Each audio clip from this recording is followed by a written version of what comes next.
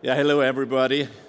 It's really a pleasure for me to have the chance to give you a brief keynote here at the Cybersecurity Alliance 2018 and bringing up to you my thoughts about cybersecurity and being able to discuss afterwards with the colleagues in a group which we know each other pretty well.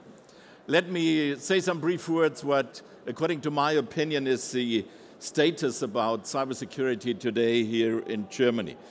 When you open up a newspaper in Germany or a magazine, you get it's almost every week when you get an article about cybersecurity incidents. And these articles about cybersecurity incidents go from, let's say, very low-level attacks or low-hanging fruit attacks like CEO fraud.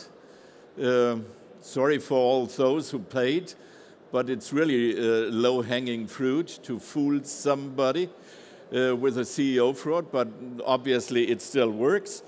Or let's say a bit more complex, one or the other zero-day exploit, like Udo Helmbrecht has already mentioned WannaCry, which was a very simple zero-day exploit. And sorry again, it's I know that even hospitals were victims of a zero-day exploit, but honestly saying, they just didn't care about cybersecurity as they should have done forefront.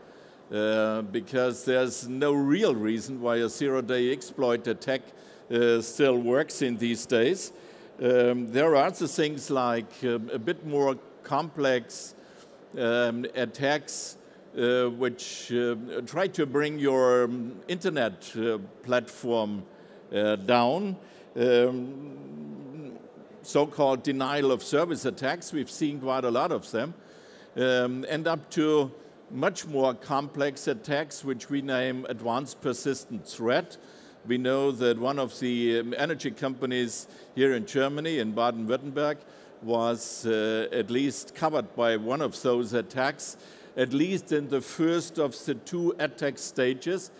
And together with police, together with what we called Landeskriminalamt, together with BSI, it was possible to detect the attacker and to stop the attack before the second mechanism could start to work. So giving that as a first or brief analysis, what is the general problem behind it? The general problem, according to my opinion, is that in the cyber world, the defender has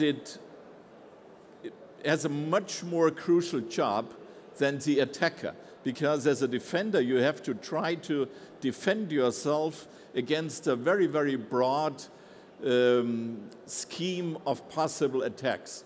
From, as I mentioned, relatively easy attacks to very complex, advanced, persistent threat.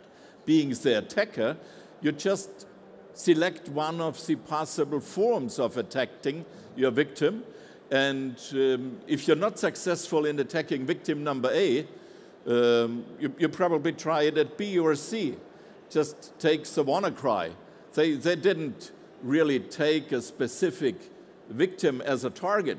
They just tried it and were relatively successful by targeting just everyone and succeeding with someone. So I think that is the general problem. From a scientific point of view, it would be very interesting if we have a chance to turn that around. And just think about it, if we would be able to turn that logic around. As a defender, you could try to direct the attack to just one open door and then protect this door. That's a very interesting theoretical or scientific approach.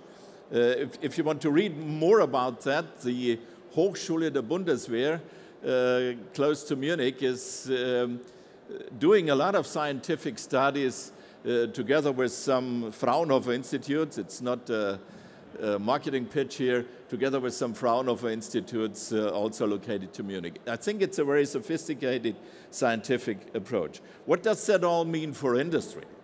I think it's a very crucial point for industry because when we're talking about B2B data, when we're talking about machine-to-machine data, it's even more crucial that these data are not ending up in wrong hands.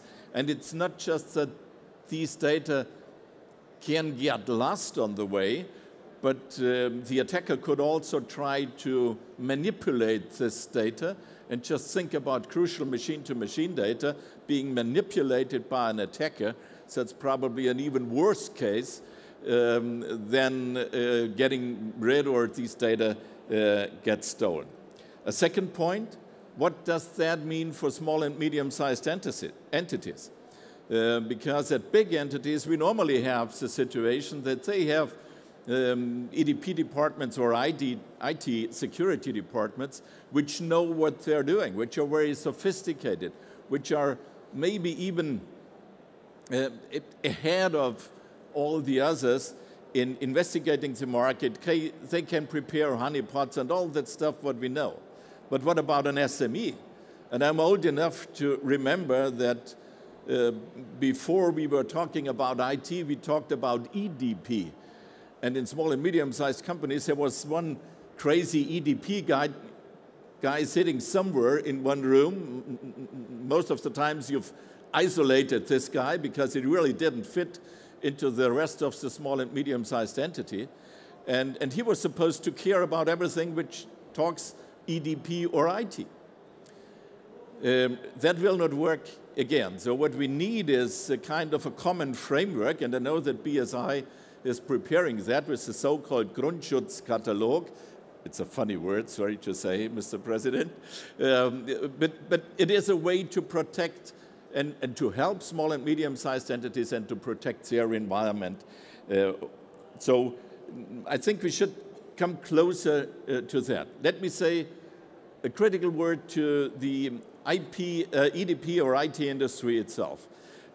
Just because I'm old enough to be able to remember the start of it. When we start programming, when we started programming PCs, which was a second step, at least being in my age, when we started to talk about local area networks, we never thought about one thing that was built in IT security.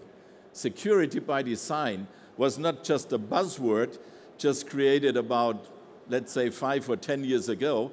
When starting COBOL programming, when starting basic programming, we never thought about it. We wanted to have things done quickly, not caring about security. So this headline, security by design, is much more complicated to introduce than it's described as a necessity for what we have to do. So what are the 3 steps we have to do? Step number 1, we have to implement security by design. Step number 2, I think we all have to work together. Industry, agencies like BSI, the police departments, we have to work together to isolate attackers, to find them much more quickly, and to get a clue what kind of attack could be next. Let me give some buzzwords. One is a cybersecurity alliance. Together, we founded it several years ago at the BSI here in Germany. I can encourage everyone to join that because it's a platform to interchange ideas, to interchange actual knowledge about that. And at the end, what we need as a third point is a kind of a national compact for cybersecurity. And I'm pretty sure within our discussion we come to these 3 points later on. Thank you for listening.